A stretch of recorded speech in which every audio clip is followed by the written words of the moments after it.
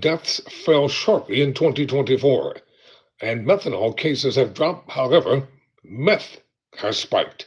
Tyrone Bowman, live.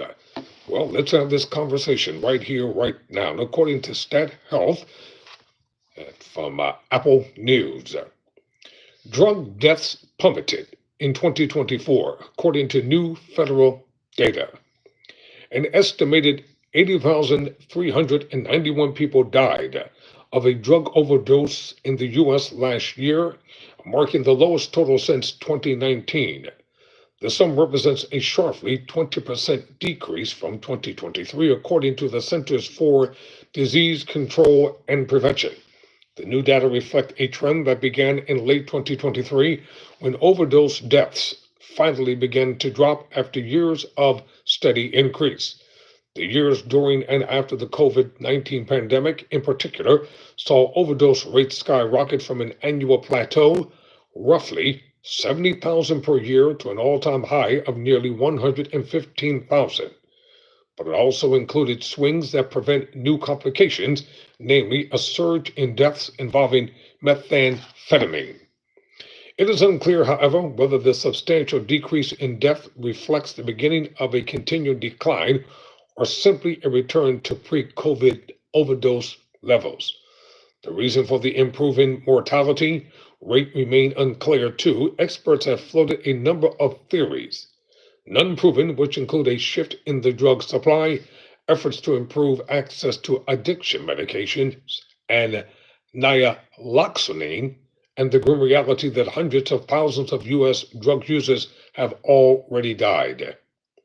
Almost all of the drop came via a reduction in deaths driven by fentanyl, the potent synthetic that began to supplement heroin in the illicit drug supply nearly a decade ago. Fentanyl was involved in over 76,000 deaths in 2023, according to the new statistics, but just over 48,000 in 2024. Deaths involving stimulants like methamphetamine, meanwhile, increased from 29,456 to 37,096.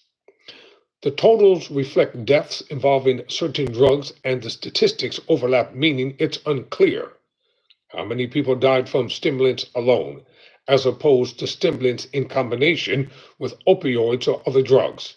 Deaths involving cocaine also increased by about 8,000 year over year to 30,833. Unlike opioids, however, no medication is approved specifically to treat either meth or cocaine addiction.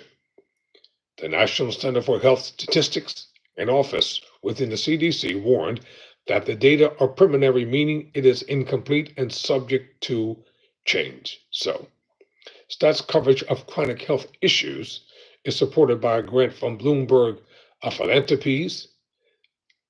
So I'll keep you abreast. I'll keep you informed on what's happening and what's going on. Until next time, never surrender, never quit.